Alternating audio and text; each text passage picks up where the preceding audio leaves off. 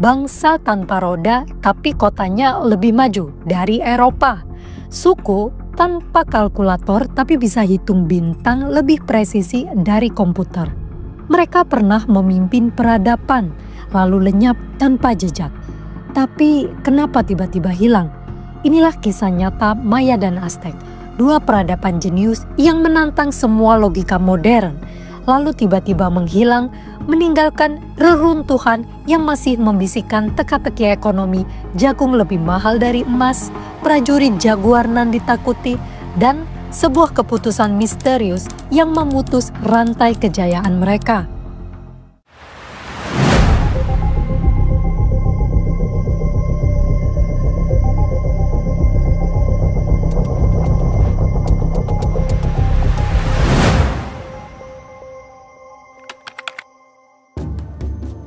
Tikal yang menjulang di rimba Patton dan Tenochtitlan yang terapung di Danau Texcoco membuktikan kecerdasan Maya dan Aztec.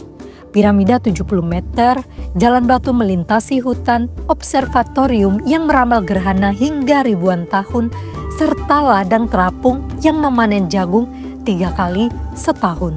Semuanya tanpa roda, baja, atau hewan penari. Namun pada puncak keunggulan itulah keduanya goyah.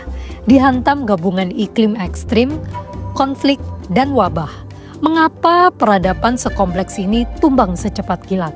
Jawabannya tersembunyi di awal perjalanan manusia menaklukkan tanah, langit, dan hutan Mesoamerika.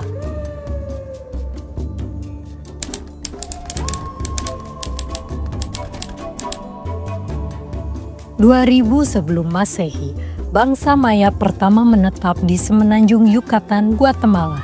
Mereka membuka hutan, menanam jagung, kacang, labu, dan cabai. Fondasi pangan yang menopang peradaban selama 3000 tahun. 300 sebelum Masehi hingga 150 sebelum Masehi, El Mirador muncul di tengah rimba, memamerkan piramida Ladanta setinggi kurang lebih 70 meter, lebih tinggi dari piramida di Giza. Dindingnya dihiasi rilis stuko masih berbentuk jaguar dan ular, simbol kosmologi kerajaan. Mega proyek Causeway Batu muncul. LIDAR terbaru memetakan 417 kota preklasik yang terhubung superhighway sepanjang 180 km di cekungan Mirador Calakmul. Tanda kemunculan jaringan politik ekonomi regional sebelum roda dikenal. Kota-kota preklasik juga membangun reservoir berfilter zeolit di Tikal, sistem pemurnian air tertua di dunia barat. Mural San Bertolo, kurang lebih 100 sebelum Masehi, menampilkan maze god dan hieroglif awal, bukti literasi istana yang sudah matang. Teknologi dan budaya meledak sangat cepat. Konsep angka 0, 36 sebelum Masehi, memudahkan kalender long count memprediksi gerhana ribuan tahun. 250 hingga 900 Masehi, zaman klasik. Inilah kebangkitan Maya dari gundukan tanah raksasa, jalan raya hutan, hingga kalkulus waktu dan teknik sanitasi, semuanya lahir sebelum 1 Masehi. Zaman klasik tiba, panggung sudah siap bagi Tikal, Calakmul, dan Palenque untuk memperebutkan langit. Tikal, Patton, Guatemala, didirikan sejak sekitar 200 sebelum Masehi dan memuncak di antara 250 hingga 750 Masehi. Tikal menguasai hutan Patton dengan kompleks piramida setinggi 70 meter. Kota ini memegang jaringan dagang obsidian dan kakao, menurunkan dinasti Raja Mutul yang mencatat kemenangan militer pada stela-stela bertanggal long count. Setelah sempat dikalahkan Calakmul, Tikal bangkit kembali, mengukir kemenangan besar yang mengembalikan dominansinya di dataran rendah selatan. Calakmul, Campeche, Meksiko, berposisi strategis 38 km dari perbatasan Guatemala. Calakmul menjadi pusat kerajaan ular, rival dari Tikal. Puncaknya pada 500 hingga 740 Masehi, ditandai piramida struktur 2 setinggi kurang lebih 55 meter dan lebih dari 120 stela yang memamerkan jaringan fasal lebih dari 150 kota. Lewat aliansi dengan Karakol dan Dos Pilas, Calakmul menundukkan Tikal selama lebih dari 1 abad. Hingga kekalahannya pada 695 Masehi, menandai kemunduran politiknya. Palenque, Chiapas, Meksiko. Meski lebih kecil, Palenque masa kejayaannya sekitar 615 hingga 750 Masehi, terkenal karena seni relief halus dan catatan hieroglif rinci. Di bawah Raja Kinik, Jana Pakal I, kota ini membangun Temple of the Inscriptions, makam bertuliskan lebih dari 600 glif yang mencatat silsilah kosmik hingga 4 miliar tahun. Observatorium mini di Grup E memadukan arsitektur dengan penentuan titik balik matahari, menegaskan klaim ilahi dinasti Baakal. 3 pusat ini bersaing lewat piramida, aliansi, dan astronomi untuk merebut supremasi politik spiritual dunia maya klasik. 800 hingga 900 Masehi, kombinasi kekeringan, perang antar kota, dan eksploitasi lahan memicu depopulasi di dataran rendah selatan. Beberapa pusat seperti Chichen Itza bertahan di utara. 1502, armada keempat Columbus di Cakrawala, Karibia.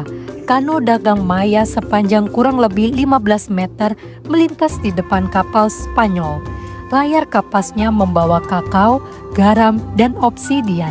Kontak pertama dengan Eropa terjadi tanpa tembakan, hanya tatapan saling heran di atas ombak.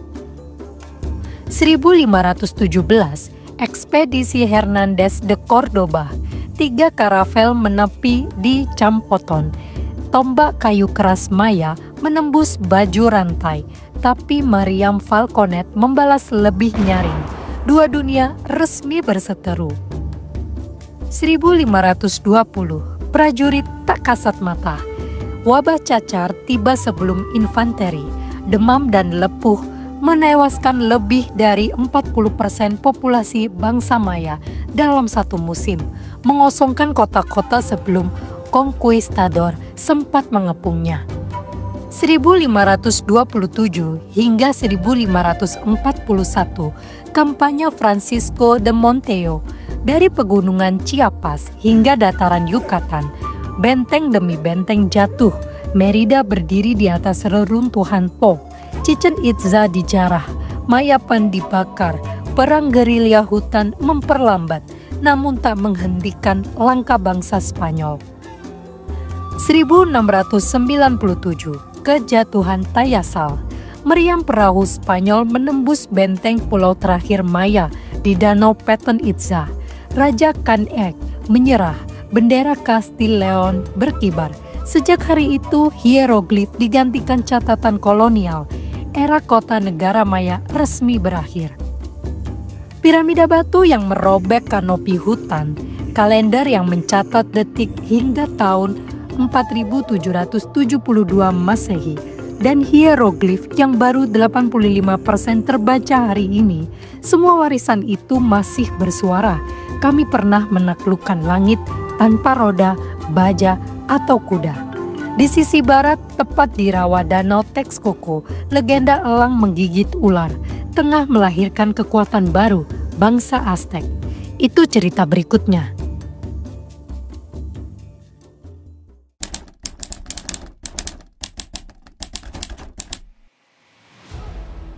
(1200 hingga 1325 Masehi), pengembaraan Meksika.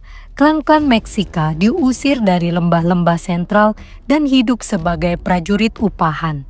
Ramalan dewa Huitzilopochtli, elang di atas kaktus menggigit ular, menjadi kompas mereka sepanjang 1 abad pengembaraan. 1325 Masehi, Tenochtitlan didirikan. Di rawa danau Texcoco, mereka menancapkan pasak pertama, pulau buatan, Cinampa, dijalin dari ranting, lumpur, dan akar. Jagung, kacang, dan bunga tumbuh di ladang terapung. Dalam satu generasi, jaringan causeway dan saluran air membungkus kota yang segera menampung kurang lebih 200.000 jiwa, setara kota terbesar Eropa pada waktu itu. 1325 hingga 1428 Masehi, bangkit di bawah bayang-bayang Tepanek. Sebagai vasal, Meksika membayar upeti tapi belajar taktik, teknologi senjata obsidian, serta diplomasi. Mereka menimba ilmu dari tetangga Toltec Chichimek dan memupuk pasukan elitis prajurit Jaguar dan Elang. 1428 Masehi, Perang Tepanek dan lahirnya Aliansi Tiga. Raja Itzcoatl memimpin pemberontakan bersama Texcoco dan Tlacopan, Triple Alliance. Kemenangan ini menjadi fondasi Kekaisaran Aztec, mengekspor model upeti ke penjuru Mesoamerika. 1440 hingga 1469 Masehi, Montezuma I, kota diperkeras, akuaduk Chapultepec menyalurkan air segar, tembok banjir dan mengontrol danau, dan pasar Tlatelolco melayani 40.000 pedagang per hari. Kekaisaran kini memungut kapas, kakao, dan batu giok dari kurang lebih 400 kerajaan vasal. 1487 Masehi, peresmian ulang Templo Mayor. Piramida kembar dinaikkan. Kronik menyebut ribuan tawanan dikorbankan 4 hari berturut-turut. Ritus legitimasi terbesar di Amerika pra-Columbus. 1502 Masehi, Montezuma II dan puncak ekspansi. Tanah upeti membentang dari Teluk hingga Pasifik. Pocteca, pedagang mata-mata menyeberang perbatasan mencari barang mewah dan intelijen politik.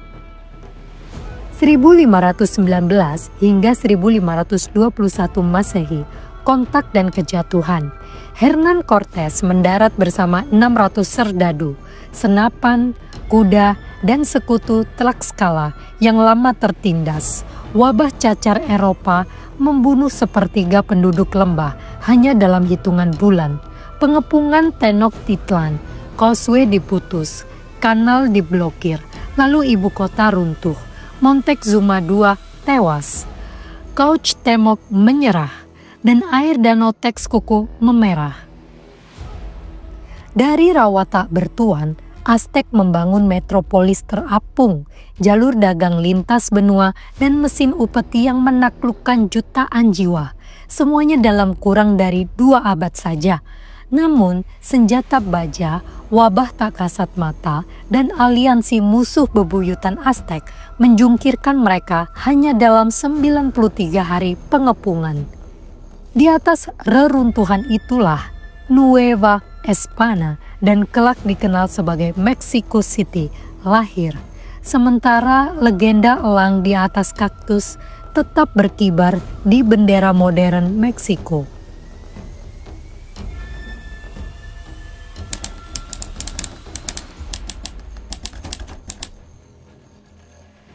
Hujan berhenti, sungai mengering, dan raja-raja bangsa Maya terpaksa menebang hutan lebih dalam demi ladang baru. Tanah terkikis, mata air keruh, rakyat kelaparan. Lalu mereka mengangkat senjata melawan istana-istana yang dulu diagungkan. Kota-kota besar seperti Tikal, Kopan, dan Calakmul ditinggalkan dalam senyap.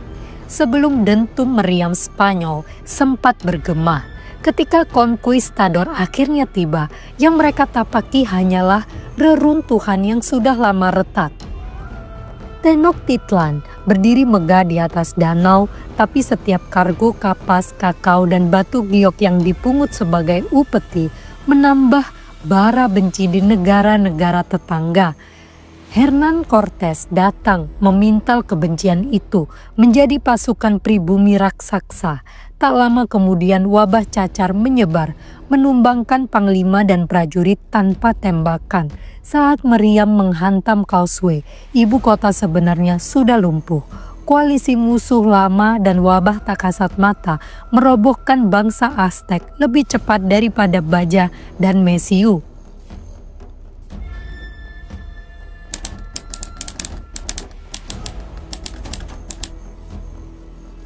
Piramida bangsa Maya yang masih mencocokkan matahari terbit setiap solstice, prasasti hieroglif yang mencatat gerhana hingga tahun 4772 Masehi, dan kalender Hab Shokin yang menuntun upacara panen. Itulah jejak langit yang belum usang. Di bumi, teknik Cinampa bangsa Aztec masih memberi panen 3 kali dalam setahun di Xochimilco. Pasar Tlatelolco tetap menjajakan kakao dan jagung seperti 5 abad lalu. 7 juta penutur Nahuatl dan 6 juta penutur Quiche, Yucatec, serta 20 dialek Maya lainnya masih menghidupkan doa, lagu, dan cerita nenek moyang. Lambang elang kaktus ular pada bendera Meksiko mengabadikan visi pendiri Tenochtitlan. Sementara relief Kukulcan yang menjulur turun tangga Chichen Itza setiap equinox menegaskan kejeniusan astronomi mereka. Kekuasaan kerajaan memang sudah rapuh, tetapi warisan langit dan bumi bangsa Maya Aztec terus berdetak di batu, ladang, dan bahasa yang masih dituturkan pada hari ini. Maya menaklukkan langit tanpa roda. Aztec membangun kota terapung tanpa baja, lalu runtuh karena krisis iklim, wabah, dan politik ego yang dibiarkan membusuk. Hari ini kita punya satelit, AI, dan juga vaksin, tetapi juga suhunya ekstrim, varian virus, dan polarisasi digital. Retakan yang sama bisa merambat di fondasi modern jika keserakahan mengalahkan keseimbangan. Menurutmu, apa titik rapuh peradaban kita saat ini? Deforestasi, disinformasi, atau ketergantungan teknologi? Bagikan pendapat kalian di kolom komentar, lalu klik subscribe ya. Cerminan masa depan dapat dilihat melalui pelajaran sejarah peradaban kuno, yang tentunya tidak kalah dramatis dari kisah bangsa Maya dan Aztec.